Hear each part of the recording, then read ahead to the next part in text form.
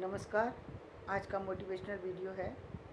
जब कभी पढ़ने में मन ना लगे तब क्या करना चाहिए। आपका जो आपने काम करने बैठे हैं और आपका मन उस काम में नहीं लग रहा है, इसका सीधा सीधा मतलब ये है कि आपको उस चैप्टर में इंटरेस्ट नहीं आ रहा।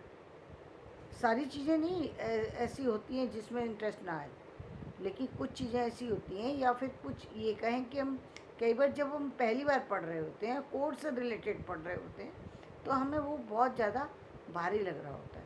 हमें एक पेज भी पढ़ना भारी हो जाता है। तो पहली बात तो ये है कि आप अपनी क्षमता को पहचानें कि आपके अंदर कितनी उसको झेलने की शक्ति है। यदि आप का एक चैप्टर 20 पेज का है, तो आप उस 20 पेज के चैप्टर को 4 पार्ट में बांट सकते हैं, यानी 4 हिस्सों में बांट सकते हैं, यानी 5-5 पेज के उसको चैप्टर बना सकते हैं।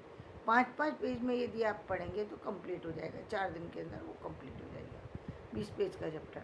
यदि आपको वो भी 5 पेज भी भारी लग रहे हैं, आपको लग रहा है 5 पेज 20 के बहुत भारी हैं, 5 नहीं कर सकते, तो फिर 3-3 पेज का बना लीजिए, तो 7 डेज में वो कंप्लीट हो जाएगा, यानी 1 वीक में वो कंप्लीट हो जाएगा चैप्टर।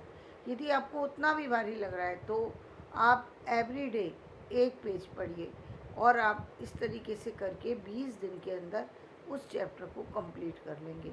इसके साथ क्या करेंगे, एक तरफ तो आपका वो चैप्टर अच्छे से आ जाएगा, क्योंकि अब आपको कोई बहुत ज़्यादा मेहनत नहीं लगानी पड़ी, बहुत ज़्यादा माइंड को डिस्टर्ब नहीं करना पड़ा, आपका माइंड सुकून में रहा और आप अपने काम पर आगे बढ़ गए। इसके साथ साथ क्या करेंगे, इसके साथ साथ जो आपके अन्य सब्जेक्ट हैं उनको आप कंटिन्यू रखें। उनको जो है वो पहली प्रायोरिटी हमें उन सब्जेक्ट को ही लेना चाहिए। जब भी आप स्टडी करना शुरू करें तो प्रायोरिटी वहीं से दें जो सब्जेक्ट टफ लगते हैं आपको, उनको प्रायोरिटी दीजिए।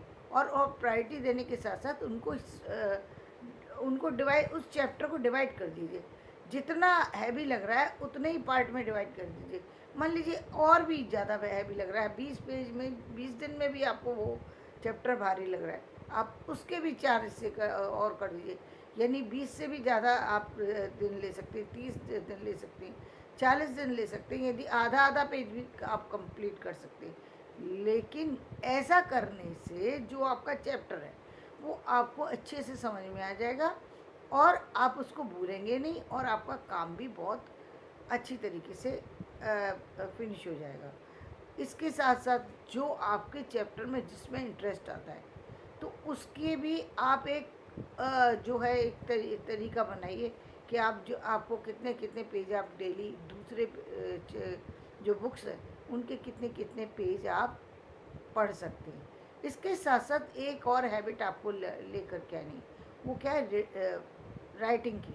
राइटिंग की हैबिट लेकर के आइए कि आपको लिखना है प्रतिदिन। क्या लिखना है आपको, पहली बात तो जो भी आप पढ़ रहे हैं उसमें से कुछ ना कुछ डेली ऐसी हैबिट डालिए कि कुछ ना कुछ कोई ना कोई किसी न किसी चैप्टर का एक प्रश्न लीजिए और उस प्रश्न का आंसर लिखने बैठ जाइए और उस आंसर को लिखिए। इससे क्या होगा, आपकी राइटिंग भी अच्छी हो जाएगी। दूसरी बात यह है कि आपको वो चैप्टर या वो प्रश्न बहुत अच्छे से तैयार हो जाएगा। साथ में आपको पता लग जाएगा कि आप कितने मिनट के अंदर एक प्रश्न का आंसर दे सकते हैं।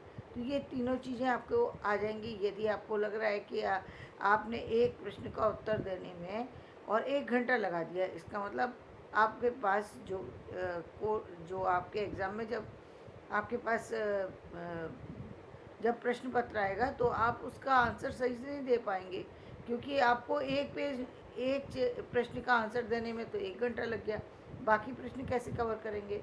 तो अब आपको आइडिया लग गया। इसका मतलब आप अपने जो चैप्टर है या तो उसको कम करेंगे या अपनी राइटिंग हैबिट को और बढ़ाएंगे।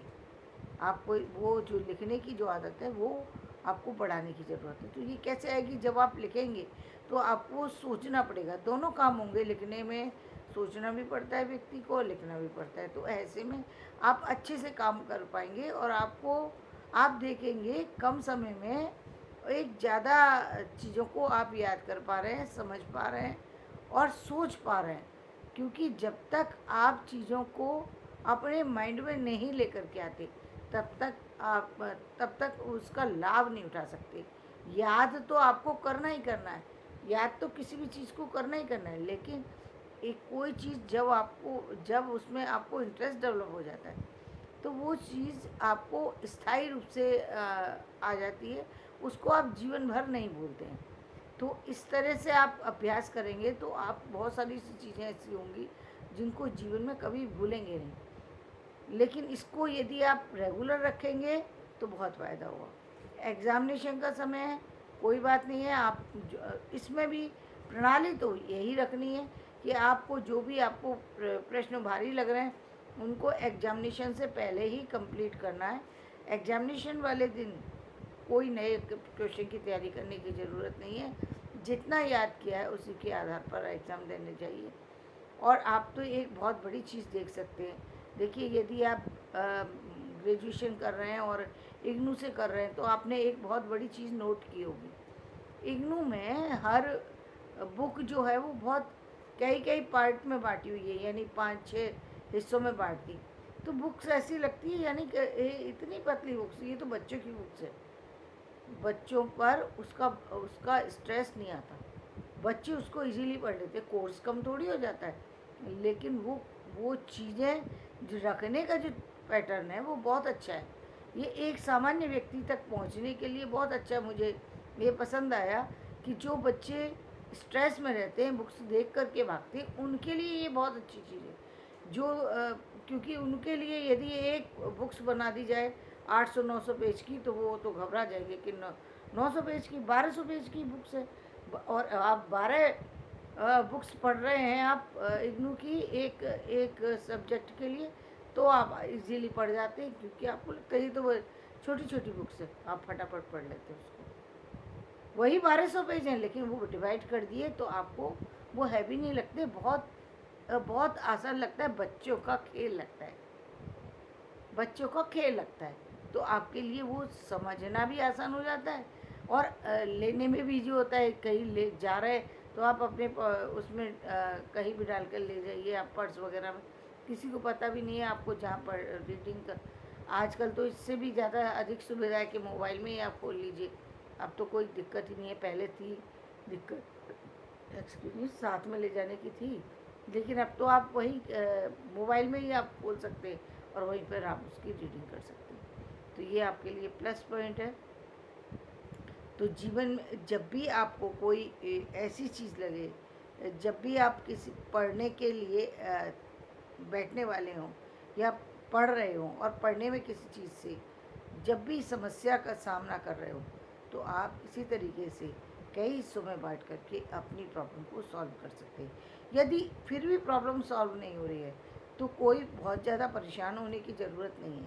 आप पहले तो ये है कि आप अपने मोबाइल पर ही उस प्रश्न के उत्तर को ढूंढ सकते हैं। तो हो सकता है कि आपको मोबाइल पर ही उस प्रश्न का उत्तर मिल जाए।